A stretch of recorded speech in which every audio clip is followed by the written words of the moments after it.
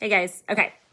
Back to chapter 26, which is called In Which Aunt Kitty Braves a Nighttime Haunting and I Encounter a Ghastly Ghost. So she just did encounter the ghastly ghost.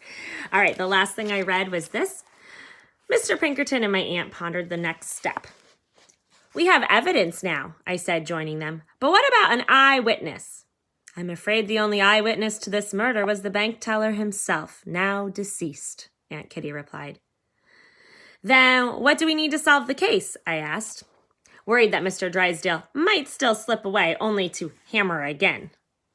What we need, Penelope, is a confession, Mr. Pinkerton declared, running a hand through his wild brown beard. I believe one final push from our ghost will scare it out of him. The ghostly, ghastly Mr. Green nodded politely at Mr. Pinkerton, but reminded him that he would be on tomorrow's 8 o'clock train bound for New Orleans. He wouldn't be around to do another nighttime haunting. Of course, that's where our substitute comes in, Mr. Pinkerton said, tugging some more on that overgrown beard of his. And it looks as if we have one of comparable height to Mr. Green. Suddenly, I noticed that Mr. Pinkerton was staring at the top of my head. Detective Webster was too, along with Aunt Kitty, though she had that tight pickled onion face again. I slapped my hands up there in case a bat was flitting around my hair, and I bumped my elbow into Mr. Green's ear beside me. Returned to face each other, and I noticed we were just about nose to nose. Oh, you cannot be serious, Mr. P. Oh, wait, I had to do that again. Oh, you cannot be serious, Mr. P. began Aunt Kitty in protest. Mr. Pinkerton, interrupted Detective Webster with a wide grin. I think she's perfect for the job. Okay, so apparently Nell is the same height as Mr. Green, so we figured out what's going to happen. She's just a girl, my aunt sputtered. You said so yourself on the train.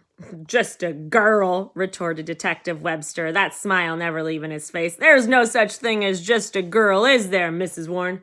There's Nell, and Nell Warren can do great things. Mr. Pinkerton waved at the two of them to hush, and then he fixed his fierce eyes on me. That's what makes her perfect for the job, Miss Warren. The girl has a certain theatricality about her that I find remarkable. So, what do you say, lass? He whispered in that lolling way of his. You up for it? I shot a look at Aunt Kitty, who was gazing skyward for some sort of divine counsel. She's looking up like, Detective Webster stood beside her, appearing every bit the devilish imp.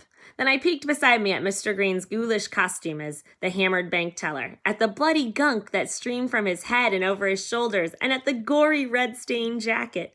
He was a repulsive mess, a true fiend if ever there was one. He was, in a word, disgusting. And he was also the key to cracking this case. Mr. Pinkerton, I said, it would be an honor. And that's the end of the chapter. So it looks like in our next chapter, Nell herself will be dressing up as a ghost of the dead bank teller. This shall be an interesting chapter tomorrow. All right, bye.